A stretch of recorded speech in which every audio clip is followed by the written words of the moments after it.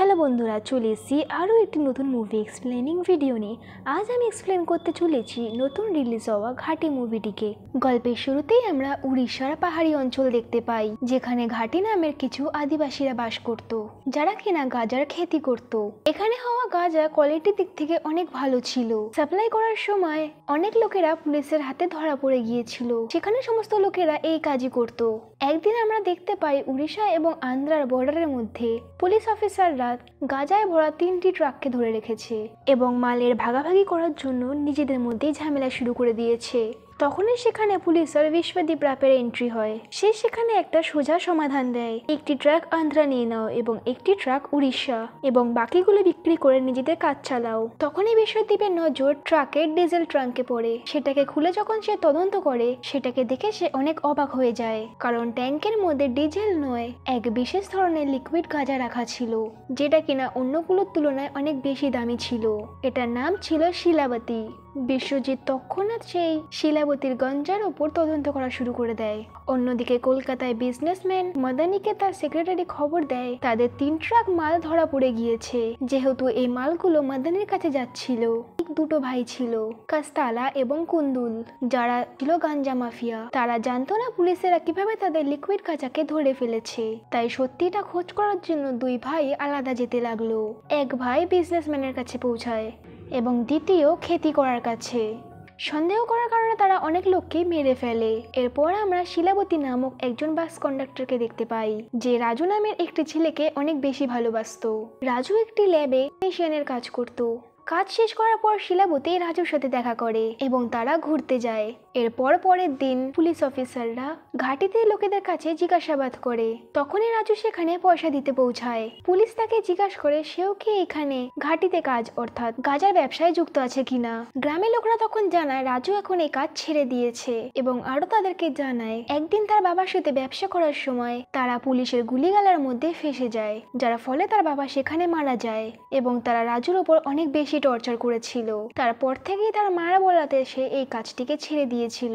তাই পুলিশ অফিসাররা তাদেরকে কিছু বলে না, তাকে কিছু বলে না এবং তাকে সেখান থেকে যেতে দেয়। অন্যদিকে পুলিশ অফিসার বিশ্বদীপ সেই গাঞ্জা ডিলারের কাছে পৌঁছে যায়, যেখান থেকে এই লিকুইড গাঞ্জাটা ডেলিভার হয়েছিল, কিন্তু ডিলার সবকিছু বলতে অস্বীকার করছিল। কিন্তু বিশ্বদীপ যখন তাকে ধমকিয়েছিল, তখন ডিলার তাকে জানায় একজন অচেনা মানুষ তাকে মাল দিয়ে যায় এবং পয়সা রেলওয়ে স্টেশনে পায়। এর পরের দিন বিশ্বজিৎ তার পুরো টিমের সাথে স্টেশনে জাল বিছিয়ে দেয় ডেলিভারি করা ব্যক্তিটিকে ধরার জন্য। সেই সময় সেখানে শিলাবতী এবং রাজু ট্রেন থেকে নামে। রাজু পয়সা ভরা ব্যাগের দিকে এগোয়, যেখানে পুলিশ অফিসাররা তার উপর নজর রেখেছিল।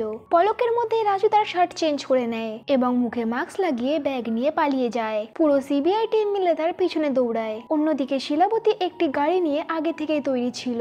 রাজু গাড়িতে বসে এবং তারা দুজনে মিলে সেখান থেকে পালিয়ে যায়। আমরা দেখতে পারি সেই পয়সা ব্যাগের মধ্যে একটি ট্রাকার লাগানো ছিল, কিন্তু রাজু চালাকি করে সেই ট্রাকারটিকে বাইরে ফেলে দেয়। অর্থাৎ রাজু এখনো ঠিক হয়নি, সে লুকিয়ে লুকিয়ে এখনো সেই কাজটিকে করে, তাও শিলাবতীর সাথে মিলে। অন্যদিকে বিশ্বজিৎ রাস্তায় শুধু ট্রাকারটিকে পায়, কিন্তু তখন সে এটা বুঝতে পেরে যায় এই কাজটি ঘাটের লোকেদেরই। তখন সেই লোকাল পুলিশের কাছ থেকে জানতে পারে ঘাটির লোকেরা তাদের জন্যই কাজ করত, যারা কিনা তাদেরকে টাকা দিত। লোকাল পুলিশ বিশ্বদীপকে বলে লিকুইড গাঁজা খেলে শুধু ঘাটির লোকেরা নয়, অনেক বড় বড় খেলোয়াড়রাও যুক্ত রয়েছে। এখানে যখন শিলাবতী এবং রাজু গ্রামে ফেরে, সেখানে তাদের বিয়ের কথা চালু হয়ে যায় এবং লোকেরা বলে তাদের বিয়ে করে নেওয়া উচিত। তখন মন্দিরের সামনে রাজু শিলাবতীর হাতে একটি ধাগা বেঁধে তাদের সম্পর্কটিকে শক্ত করে নেয়, যেটাতে পুরো গ্রাম অনেক খুশি হয়ে যায়। অন্যদিকে গাঞ্জা মাফিয়ারা ড্রোনের সাহায্যে পাহাড়ের গুফায় তদন্ত করতে লাগে আসলে এখানে লিকুইড গাঞ্জা বানাচ্ছে কারা। তখন সেখানে এসে দেখতে পায় ঘাটির কিছু লোক এটা তৈরি করতে দেখে। সে সেখানে পৌঁছে হাঙ্গামা তৈরি করে দেয়। আসলে ঘাটির লোকেরা এখন মাফিয়াদের জন্য কাজ করে না, এখন নিজেদের অয়েল গাঞ্জা বানিয়ে বিক্রি করে, যেটা কুণ্ডুলুকের সহ্য হলো না। যখনই রাজু এবং শিলাবতীর কুণ্ডুলের হামলার কথা জানতে পারে, তারা তৎক্ষণাৎ সেখানে পৌঁছে যায় এবং তারা দেখতে পায় কুণ্ডুলু ঘাটির লোকেদের কাছে তাদের বসের নাম জিজ্ঞাসা করতে থাকে। তখনই রাজু এবং শিলাবতীর সামনে আসে। কুন্ডুলু রেগে গিয়ে তাদেরকে বলে, এখানে শুধু আমার মাল বিক্রি হবে, তোমার সাহস কি করে হলো আমার সামনে এইসব করার? তখন রাজু তাকে বলে পার্টনারশিপ করে নাও, যেটাতে তোমারই উপকার হবে। যেটাতে কুন্ডুলু আরো বেশি রেগে যায় এবং বলে, এই পুরো এলাকাটা আমারই, তোমার এত বড় সাহস। তখনই তার নজর শিলাবতীর হাতে বাঁধা বিয়ের ধাগার ওপর পৌঁছায় এবং সেটাকে টেনে সে ফেলে দেয়। এটা দেখার পর রাজু অনেক বেশি রেগে যায় এবং কুন্ডুলুর সাথে সাথে তার লোকেদেরকেও অনেক মারধর করে। এরপর রাজু আর শিলাবতী একসাথে এসে আহত কুন্ডুলুকে নিয়ে মাদালানের পার্সোনাল সেক্রেটারির কাছে পৌঁছায়। আমাদের ডিল তোমার সাথে হয়েছিল, কিন্তু তোমাদের লোকেরা আমাদেরকে আটকাচ্ছে, আমরা কারোর গোলামি করব না। তখন কুন্ডুলুর ভাই কাস্তালা তার ভাইকে সেই অবস্থায় দেখতে পায় এবং সে যায়। সেখানে রাজু কাস্তালার কাছে এসেও অফার দেয় যে আমাদের সাথেও হাত মিলিয়ে নাও, নয়তো আমরা আমাদের মাল কোনো অন্য জায়গায় বেচে দেব। এটা বলার পর সে সেখান থেকে চলে যায়। তারপর একটা নেতা তাকে জানায় রাজু এবং শিলাবতীর সম্পর্ক অনেক বেশি গভীর, তারা দুজনে একসাথে মিলে যা কিছু করতে পারে। কারণ রাজু যখন ছোট ছিল তখন শিলাবতী তাকে বাঁচিয়েছিল, তারপর থেকে তারা একে অপরের রক্ষা করতে লাগে। এটা শোনার পর কাস্তালা কিছু ভাবতে লাগে এবং সে বলে অয়েল গাঞ্জা বানানোর নিয়ম শুধু তাদের কাছেই রয়েছে। এটা বলার পর সে ঘাটিদের লোকের সাথে দেখা করতে যায় এবং তাদের অয়েল গাঞ্জা বানানোর নিয়ম দেখে তারা অনেক অবাক হয়ে যায়। রাজু তাদেরকে বলে এটা নর্মাল গাঁজার থেকে 10 গুণ বেশি শক্তিশালী। সেটা টেস্ট করার পর কাস্তানা এবং তার সেক্রেটারি দুজনেই এই কোয়ালিটিকে গুণ গাইতে লাগে এবং পার্টনারশিপের জন্য রাজি হয়ে যায়। এর পরের দিনে রাজু এবং শিলাবতীর বিয়ে অনেক বড় করে হচ্ছিল, কিন্তু তখনই কুন্ডুলু তার লোকেদের সাথে আক্রমণ করে দেয়, কারণ তার বদলা নেওয়ার ছিল। আর সব দিকে লোক মরতে লাগলো। যেখানে লড়াইতে শিলাবতী আহত হয়ে যায় সেখানে কুন্ডুলু লোকেরা তাকে গাড়িতে করে নিয়ে যেতে লাগলো। তখন রাজু তাদের পিছন করতে লাগে, কিন্তু অন্য একটি গাড়ি দিয়ে কাস্তালায় এসে তাকে জোরে ধাক্কা মেরে দেয়। এবার তুমি দেখবে বড় লোকদের সাথে পার্টনারশিপ করা কতটা ক্ষতিকর হতে পারে। কুন্ডুলু শিলাবতীর মঙ্গলসূত্র টেনে ছিঁড়ে দেয় এবং তার শাড়ি টেনে তাকে খাম্বার সাথে বেঁধে দেয়। রাজু তার ভালোবাসাকে বাঁচানোর জন্য ছটফট করতে লাগে, কিন্তু কাস্তালা লোকেরা তাকে ধরে রেখেছিল।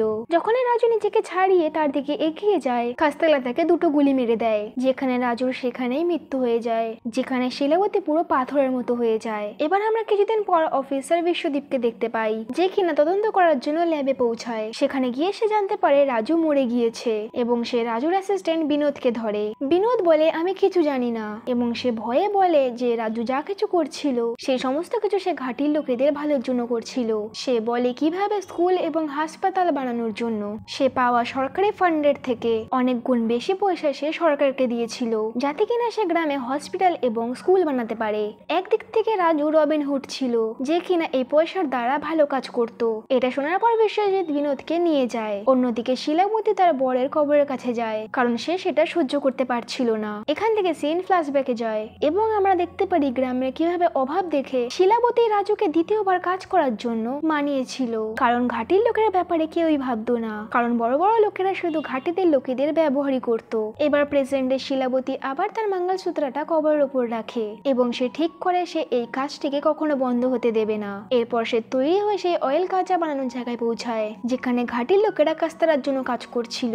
কাস্তালার লোকেরা তাকে দেখে মজা নেয়, যেটা দেখার পর শিলাবতী তাদের উপর আক্রমণ করে দেয় এবং এক এক করে এক একজনকে মেরে ফেলে এবং শেষে সেখানে সে আগুন ধরিয়ে দেয়। এরপর একজন আগত লোক এই খবরটিকে কাস্তালা এবং কুন্দুলের কাছে পাঠিয়ে দেয়। এটা শোনার পর সে শিলাবতীকে মারার জন্য চলে আসে, কিন্তু কাস্তালা তাকে আটকে লোকাল পুলিশের উপর অ্যাকশন নেওয়ার জন্য বলে যে তারাই তাকে সামলে নেবে। অন্যদিকে পুলিশ রাজুর কবর খোঁড়ার চেষ্টা করে যাতে তাকে আটকানোর জন্য শিলাবতী আসুক, কিন্তু শিলাবতী সেখানে আসেনি। শিলাবতী শুধু তার অপেক্ষা করছিল। এখানে এক এক করে সে পুলিশ অফিসারদেরকে মেরে ফেলে এবং শেষে কাস্তালার একজনকে গলা উড়িয়ে মেরে ফেলে। একদিক থেকে বলা যেতে পারে শিলাবতী পুরোপুরি জল্লাদ হয়ে গিয়েছে। সে কাটা মাথাটিকে নিয়ে ঘাটিদের লোকেদের কাছে পৌঁছায় এবং সেটিকে একটি মূর্তির উপর রেখে দেয়। শিলাবতীর এই ভয়ঙ্কর রূপ দেখে সবাই অবাক হয়ে যায়। খুব জলদি এই খবর সিবিআই, কাস্তালা এবং বিজনেসম্যান মাদানের কাছে পৌঁছে যায় এবং যখন ব্যাপারটা মিডিয়াতে বেরিয়ে আসে তখন মাদানি একটি মিটিং ডাকে। তখনই তার অ্যাসিস্ট্যান্ট তাকে একটি পরামর্শ দেয় যে এই মিটিংটাকে বন্ধ করতে হবে, আর নয়তো আমাদের সবার এখানে ক্ষতি হতে পারে। আমরা শিলাবতীকে শত্রু নয় পার্টনার বানাতে হবে, তাকে ঘাটের লিডার বানাতে হবে এবং তার সাথে কথা বলো। সেখানে তখন একটি লোক প্রশ্ন করে এত কিছু হওয়ার পরেও কি সে আমাদের সাথে কথা বলবে? তখন মাদিনার পার্সোনাল সেক্রেটারি একজনকে ফোন করে। এরপর বিশ্বজিৎ বিনোদের বাড়িতে পৌঁছয় এবং শিলা শিলাবতীর ব্যাপারে খোঁজ করে। বিনোদ এসব ব্যাপারে কিছু জানে না বলে কথা ঘুরিয়ে দেয়। সেই সময় শিলাবতী তার বাড়িতে লুকিয়ে সমস্ত কথা শুনে নেয়। তারপর বিশ্বদীপ বিনোদকে বলে শিলাবতীকে এক জরুরি মিটিং এর জন্য ডাকা হয়েছে, যেটা সেক্রেটারি গেস্ট হাউসে হবে, এবং শিলাবতীকে হুমকিও দেওয়া হয় যদি সেখানে সে না যায় তাহলে হসপিটাল এবং স্কুল বন্ধ করে দেওয়া হবে। এর পরের দিনই শিলাবতী সেই মিটিং এর জন্য বেরিয়ে পড়ে। তাকে একা যেতে দেখে তার বন্ধু প্যাম্বলি তাকে ডাক দেয়, কিন্তু সে না শোনার ভান করে গেস্ট হাউসে চলে যায়। সেখানে বিশ্বজিৎ তাকে দেখে এবং তাকে বলে এটা আমাদের দ্বিতীয় দেখা। প্রথম দেখা আমি তোমাকে স্টেশনে দেখেছিলাম। তার জবাবে শিলাবতী তাকে জানায় এটা আমাদের তৃতীয়বার দেখা। আপনি যখন বিনোদের বাড়ি এসেছিলে তখন আমি সেখানেই ছিলাম, তাই এটা আমাদের তৃতীয় দেখা। আমি তার কারণেই এখানে এসেছি। সেই সময় সেখানে কাস্তালাও চলে আসে। তাকে দেখার পর শিলাবতী অত্যন্ত রেগে যায় এবং তার চোখের সামনে তার স্বামীর মৃত্যুর দৃশ্য ভেসে উঠতে লাগলো, কিন্তু সে তখন চুপ থাকলো। কাস্তালা তখন তাকে জানায় যা হয়েছে ভুলে যাও, আমি তোমার সাথে পার্টনারশিপ করতে চাই, আবারও অয়েল কাঁচা ল্যাব শুরু করো। কিন্তু শিলাবতী তার কোনো প্রশ্নের জবাব দিল না। তার চুপ করা দেখে কাস্তালা তাকে উস্কানোর চেষ্টা করলো। রাজুকে ভুলে যাও, একজন মরা ব্যক্তির মঙ্গলসূত্র তুমি গলায় কেন পড়ে রয়েছো? এটাকে খুলে ফেলে দাও এবং নতুন জীবন শুরু করে দাও। শুধু এটাই নয়, সে শিলাবতীর গলা থেকে মঙ্গলসূত্রটি টেনে ফেলার চেষ্টা করছিল। শুধুমাত্র এই মুহূর্তটাই ছিল যখন শিলাবতীর রাগ কন্ট্রোলার হলো না। সে একটি কাচের বোতল নিয়ে তার মাথায় মেরে দেয় এবং সেই ভাঙা বোতলটা নিয়ে তার গলায় মেরে দেয়। এটা দেখার পর কাস্তালার লোকেরা তার উপরেই আক্রমণ করে দেয়, কিন্তু শিলাবতী তাদেরকেও হারিয়ে দেয়। কিন্তু তার মধ্যে শিলাবতীর একটা গুলি লেগে যায়, কিন্তু সে আগত হওয়ার সত্ত্বেও পালাচ্ছিল। কাস্তালার লোকেরা গাড়ি নিয়ে তার পিছন করতে লাগে। কিছুটা আগে যেতেই কাস্তালার লোকেরা গাড়ির গুলি করে দেয়, যার কারণে গাড়িটি উল্টে যায়। তারা যখনই শিলাবতীকে শেষ করতে যাচ্ছিল তখনই সেখানে প্যাম্বলি পৌঁছায় এবং তাদেরকে গুলি করা শুরু করে দেয় এবং আগত শিলাবতীকে একটি সেফ জায়গায় নিয়ে যায়। এরপর সেখান থেকে তার শরীরের ভিতর থেকে গুলিটি বের করা হয় যাতে ব্যথা কমে যায়। তার জন্য তাকে গাঁজা দেওয়া হয়। প্রচন্ড ব্যথা হওয়ার কারণে সে মৃত্যুর দরজায় পৌঁছে যায়, যেখানে সে রাজুকে দেখতে পায়। সেখানে সে রাজুকে জানায় তোমার মৃত্যুর পর আমার মাথা কাজ করছে না, আমি শুধু সবাইকে মেরে ফেলছি। তখন রাজু তাকে সাহস জাগিয়ে বলে তুমি যা করছো একদম ঠিক করছো, তুমি ঘাঁটি লোকেদের ভাগ্য বদলাতে পারো। শিলাবতীর গুলি বের করানোর পর প্যাম্বলি তাকে নিয়ে গাড়ি করে যেতে লাগলো। তখন তারা দেখে কুণ্ডুলির লোক তাদেরকে সব জায়গায় খুঁজছে। সেখানে কুণ্ডুলির ভাই কাস্তালার অন্তিম সংস্কার করে বদলা নেওয়ার আগুনে জ্বলে পড়ে যাচ্ছিল।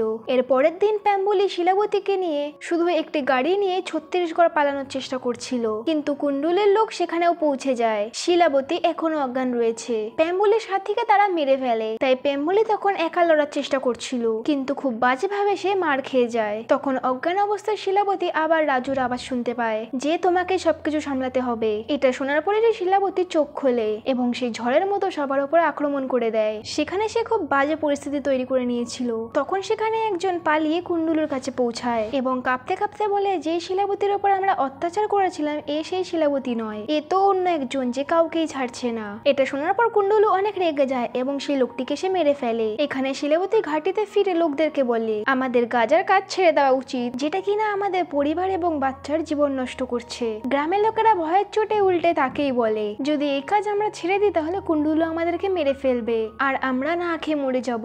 কিন্তু শিলাবতী এখনো গ্রামের মহিলাদেরকে বোঝাতে থাকে যে তাদের ভবিষ্যতে বাচ্চাদের জন্য এই বিষটিকে শেষ করতে হবে। এইদিকে কুণ্ডুলু যখন জানতে পারে শিলাবতী এদিকে নিজের দলে নেওয়ার চেষ্টা করছে, তখন সে রাগের চোটে গ্রামের স্কুলটাকে জ্বালিয়ে দেয়। সেই রাতে যখন শিলাবতী গ্রামের লোকেদেরকে বোঝানোর চেষ্টা করছিল তখনই সেখানে কাস্তালার একজন পুরনো শত্রু আসে এবং এসে সে শিলাবতীকে জানায় কাস্তালা আমার ছেলেকে মেরে ফেলেছিল, তাই তুমি তাকে মেরে আমার বদলা নিয়েছো, তাই এখন আমি তোমার সাথে রয়েছি, আমরা একসাথে মিলে তোমার ব্যবসাটাকে বড় করব। যার জবাবে শিলাবতী তাকে জানায় তোমার ছেলেও এই গাজার জন্যই মরেছিল, আমাদেরকে এই গাজাটাকেই শেষ করতে হবে। আজ থেকে এই গ্রামে না গাজার ব্যবসা হবে না সেটিকে তৈরি করা হবে। পরের দিন সে সবাইকে ভালোবেসে বোঝায় যে গাজার বদলে ফসল চাষ করতে, যাতে পরবর্তী প্রজন্ম সুস্থ জীবন পায়। অনেক লোক তার কথায় রাজি হয়ে যায়। সবাই মিলে গাজার সমস্ত ফসলকে আগুন ধরিয়ে দেয়। এটা দেখার পর কুণ্ডুলুর রাগ হয়ে যায় অনেক এবং সে শিলাবতীকে মেরে ফেলতে চাইছিল। একদিন বিশ্বদীপ শিলাবতীকে ঢাবার মধ্যে ঘিরে ধরে, কিন্তু শিলাবতীর লোকেরা উল্টে তাকেই বন্দি করে নেয়। তখন বিশ্বদীপ তার পাশে এসে তাকে বলে প্রথমে তুমি গাজার পক্ষে ছিলে কিন্তু এখন বিরুদ্ধে হয়ে গেছো। শিলাবতী তখন জানায় আমি ঘাটিদের লোকেদের জন্য লড়ছি, এই কারণে যে আমাকে আটকাবে সে মরে যাবে। যার জবাবে বিশ্বজিৎ একটা অবাক করা ঘটনা ঘটায় তোমার কাছে যে পিস্তলটি রয়েছে সেটি আমার ছিল, যখন তোমাকে শত্রুরা ঘিরে ধরেছিল তখন অজ্ঞান অবস্থায় আমি তোমাকে বাঁচিয়েছিলাম। এবং তাকে আরো জানায় আমাদের অয়েল গাজার ব্যবসাটা চালিয়ে যাওয়া উচিত।